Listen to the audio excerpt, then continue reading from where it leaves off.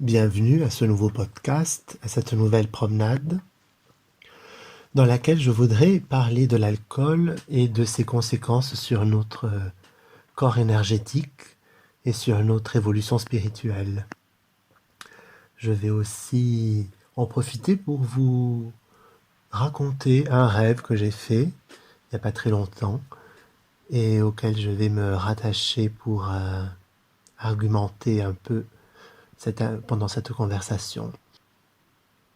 J'espère que cela sera agréable pour vous de m'accompagner dans cette promenade sur une montagne très belle que j'aime beaucoup en Italie, au-dessus du lac de Côme, dont je connais tous les sentiers et qui fera de jolis décors à cette conversation. L'alcool, parmi les substances qui altèrent notre corps, est certainement celle qui a la plus grande influence sur notre équilibre énergétique. Bien sûr, je ne parle pas ici d'autres drogues plus fortes. Je parle de l'alcool comme étant la substance la plus consommée, acceptée par notre société, et qu'une majorité de gens consomment quotidiennement. Il existe de nombreuses raisons pour lesquelles l'on boit et on consomme de l'alcool.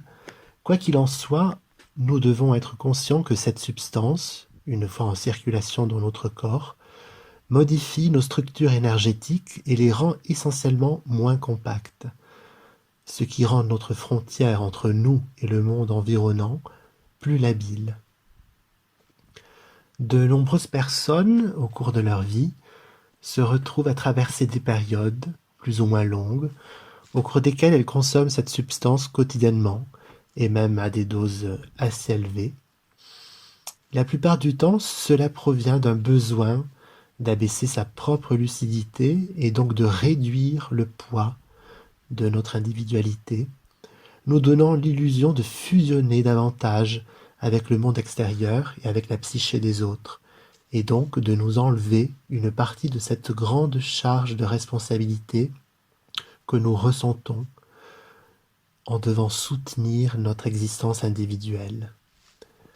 Être un individu, lorsque nous devons vivre dans une société ou dans un environnement qui semble ne pas nous correspondre, qui semble entraver notre élan vital, peut être très fatigant, cela peut être même douloureux.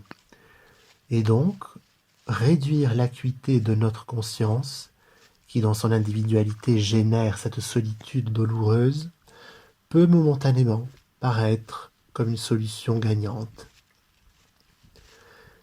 Lorsque nous abaissons notre lucidité et donc réduisons la force de notre individualité, le contrôle que nous avons sur elle, le monde extérieur apparaît plus malléable et nous avons l'illusion que nous le pénétrons davantage, que les limites soient réduites.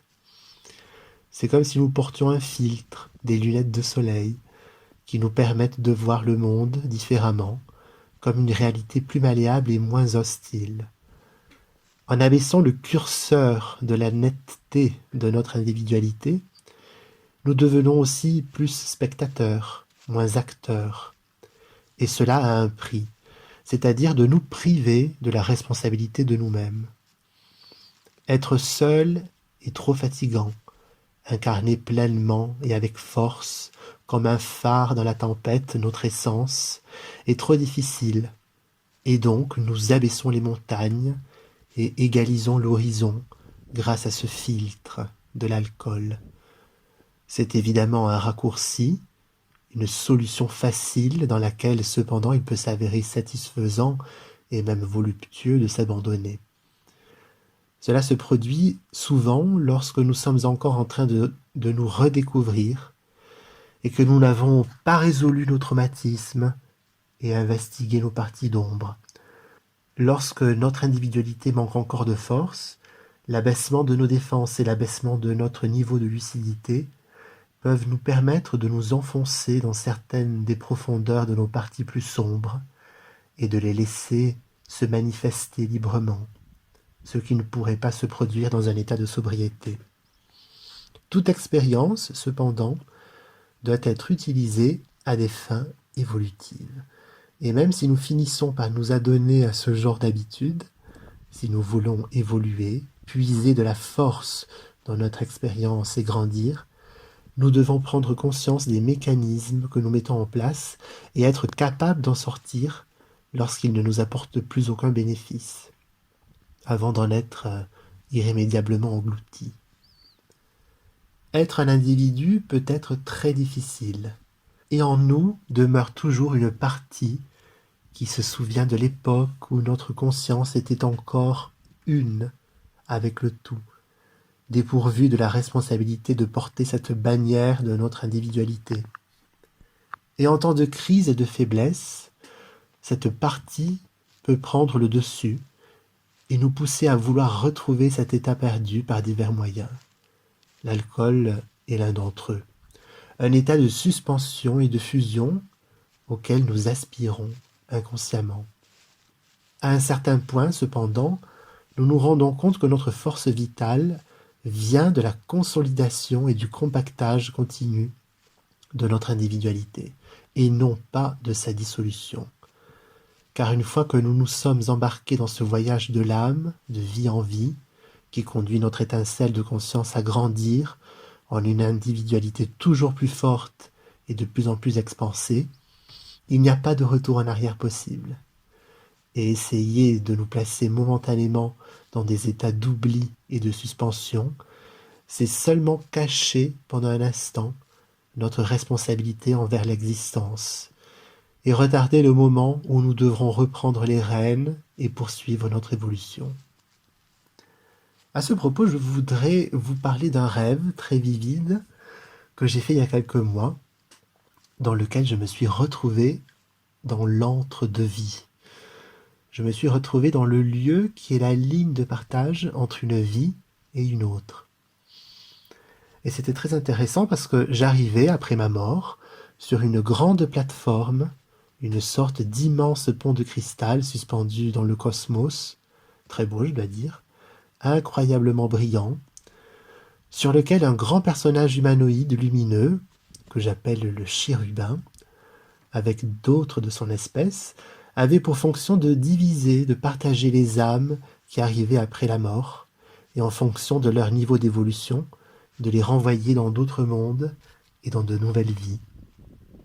Et j'étais arrivé sur cette plateforme dans un état très particulier, puisque dans le rêve, j'étais mort en faisant des exercices de méditation qui poussent à travailler le maintien de la lucidité lors de la phase d'endormissement.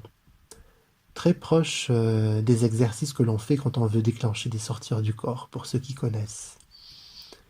C'est une forme de méditation qui vise à maintenir la lucidité, malgré le fait que le corps soit endormi. Et le chérubin, qui était fait de lumière brillante, très grand, a été très surpris de me voir arriver en toute lucidité et en toute conscience sur cette plateforme, et m'a demandé « Mais qu'est-ce que tu fais là? Comment es-tu arrivé là ?» Et j'ai répondu « Oh, tu sais, je faisais des exercices, et cela m'a permis d'arriver lucide dans la mort. » Et il m'a dit « Ah bien, cela te donnera de grands avantages évolutifs. Tu sauteras beaucoup de niveaux grâce à cela. » C'est marrant parce qu'il y avait beaucoup d'humour, malgré que sa figure soit très solennelle. Et ces chérubins avaient de longues lances de lumière qu'ils utilisaient, un peu comme ferait un joueur de hockey, pour propulser les âmes dans la bonne direction.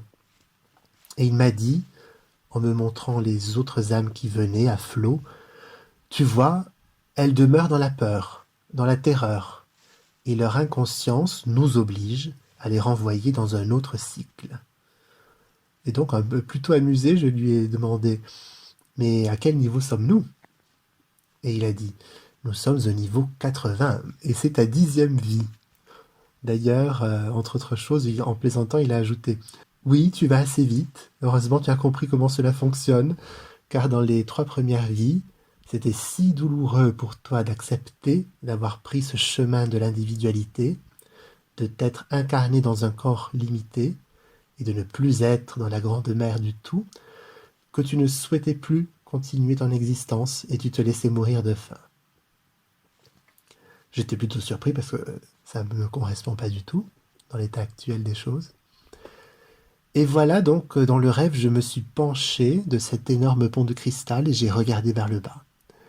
Et là, j'ai vu cet immense océan ondulé de petites vagues sur lequel les étincelles infinies de la conscience flottaient, encore à un niveau embryonnaire, comme de minuscules petits poissons inconscients. Et dans les grandes vagues de cet océan, comme des marées, s'approchaient de cette immense rampe qui menait aux incarnations. Et de temps en temps, certaines de ces étincelles décidaient de se détacher du tout et de prendre le chemin de l'individualisation. Et l'on pouvait vraiment percevoir cet énorme bien-être, associé cependant à l'inconscience complète et à une légèreté, un bonheur totalement naïf, ignorant au sens strict du terme, dans lequel cette mer de conscience berçait ses flammes potentielles. Et le chérubin m'a dit, une fois que l'on entreprend le chemin, on ne peut plus jamais revenir en arrière. Beaucoup d'entre vous, une fois entrepris cette voie, aspirent encore à revenir à cet état, mais malheureusement, ce n'est pas possible. Et en tournant mon regard vers les lieux où ces êtres envoyaient les âmes, une énorme forme toroïdale s'ouvrit, une sorte de gigantesque beignet, merveilleux à voir, plein de galaxies infinies. Et d'ailleurs, l'espace-temps était courbé, tout à fait impossible à décrire, parce que quelle que soit la direction dans laquelle on regardait, l'espace s'incurvait vers la multitude des mondes, et malgré la courbe, le regard pouvait voir à l'infini. C'était incroyable.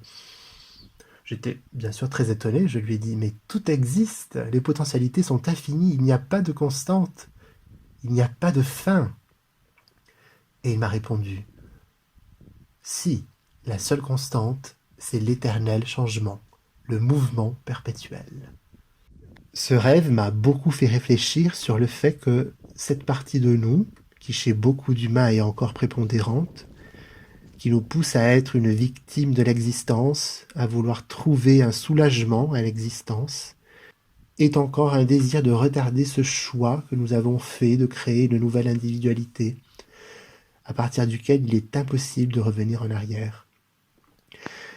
Et le chemin de l'ascension est infini, c'est-à-dire que cette individualité, dans le tout infini, peut s'étendre sans limite. Il n'y a pas de plafond.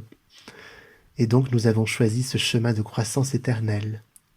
Et la partie la plus difficile est précisément de pouvoir surmonter les premières étapes dans lesquelles nous ressentons encore la douleur d'être séparés du tout.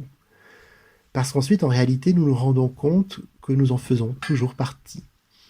Au contraire, nous le constituons, nous l'enrichissons, nous le cultivons, nous incorporons de plus en plus d'informations dans notre âme, en aiguisant de plus en plus notre individualité et en l'élargissant. Nous nous rendons compte que cette solitude apparente est nécessaire et nous permet de bien mieux comprendre l'univers qui nous entoure, en l'expérimentant. Alors je n'ai pas pu m'empêcher de penser à cette sensation que procure l'alcool, à cette suspension, à cette abdication pour quelques instants à la responsabilité de la vie, à cette illusion de se sentir mieux qui n'est qu'une illusion et qui enfin retarde notre évolution, mais pas seulement, qui nous fait du mal. Car maintenant, pour en revenir à un discours moins métaphysique et plus concret, comment l'alcool produit-il cet effet ?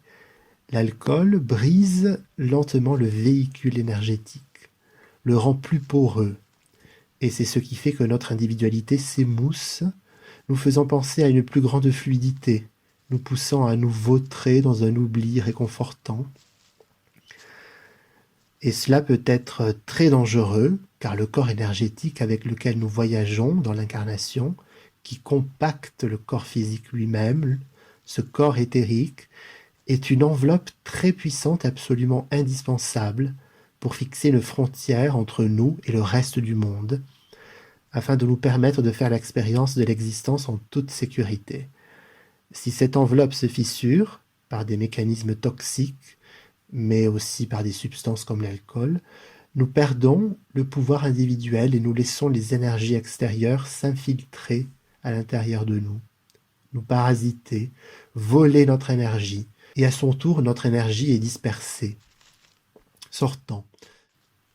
Nous n'en sommes pas maîtres, et nous ne pouvons plus l'utiliser pleinement dans notre élan évolutif. Notre force individuelle est essentielle si nous voulons vivre en harmonie avec le monde qui nous entoure. Car si nous n'avons pas cette force, et que nous ne sommes pas solides d'un point de vue énergétique, nous nous retrouverons à opérer des échanges d'énergie avec le monde environnant, et c'est ce qui conduit à tous les mécanismes toxiques, à accabler les autres, au manque d'empathie, ne pas être capable d'interagir de manière saine, en paix avec le monde extérieur. Pour que toutes les individualités que nous sommes puissent vivre en harmonie les unes avec les autres, il est nécessaire que chacune de ces individualités soit compacte. Sinon, par des mécanismes nocifs d'échange d'énergie, elles affecteront et compromettront également les individualités qui les entourent.